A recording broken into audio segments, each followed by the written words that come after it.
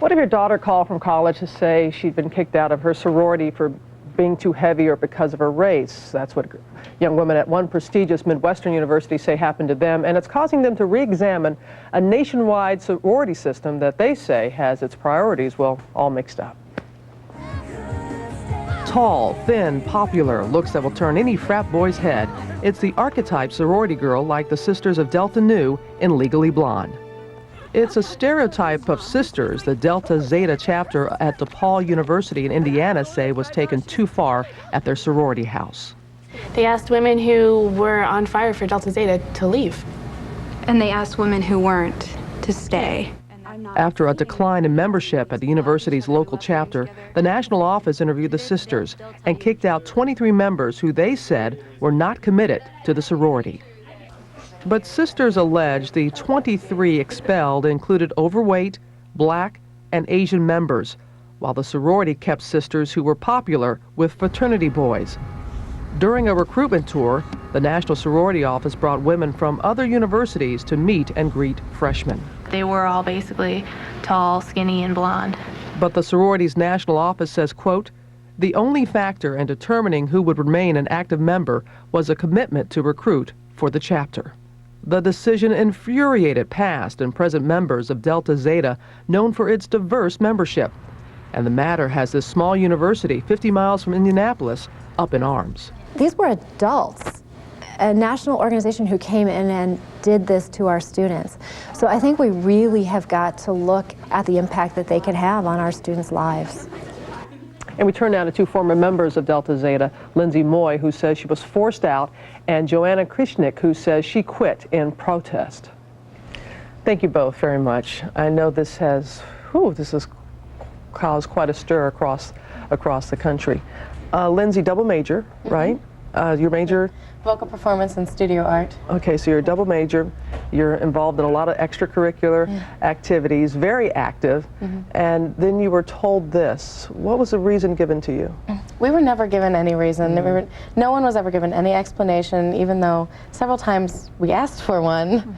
I emailed National several times, you know, questioning the recommendation and asking for clarification about certain things, but none of us ever received any response. You know, you pledge an organization and you just fall in love with the girls that you're with, and you know, you become devoted to a sorority, and then you're told you're not good enough. And I mean, it really did some emotional damage, I have to say. In your heart of hearts, why do you think you were asked not to be there anymore? Because I'm overweight. Joanna, you were asked to stay. You were not asked to leave, yet you decided no, you wanted no part of this. Why did you quit? I was particularly uncomfortable with a lot of the women that they asked to leave because, you know, these are my sisters, these are my friends, I love these women, I've seen them, you know, pour their heart and souls into the chapter, and, you know, just to see them this done to them, you know, and no reason given. It was just a form letter. I mean, even my letter compared to hers, they were very similar.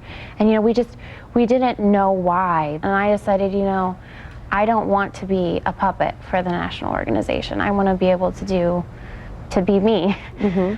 Now, you know, there are some people who look at this and say, so you were kicked out of sorority, that they don't quite understand the uproar, and can you help them understand why this is an issue? Well, to say, you know, you were good enough, you know, last year when we said, hey, you can initiate, and then to go back and say, you know, I know we initiated you for life, but we really don't want you living here, and we don't want, you know, the first-year women to associate our letters with you type of thing.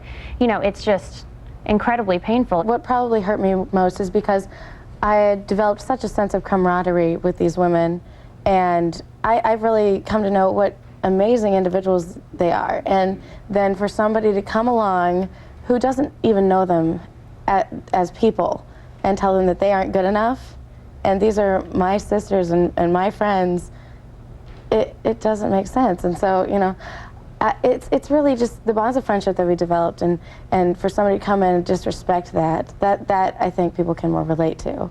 And so what do you want to see happen? I'd like to start with an apology. I really want nationals to realize that this was not right. Well, you're bringing a lot of attention to an issue that people have been talking about, and we appreciate it greatly that you both came in this morning. Thank you very much. Thank you. All the best to you both. People will be watching to see what happens next. It's for now 47 minutes after the hour. Coming up next, Tales from the Island. Evangeline Lilly, yes, of Lost. Here, live next.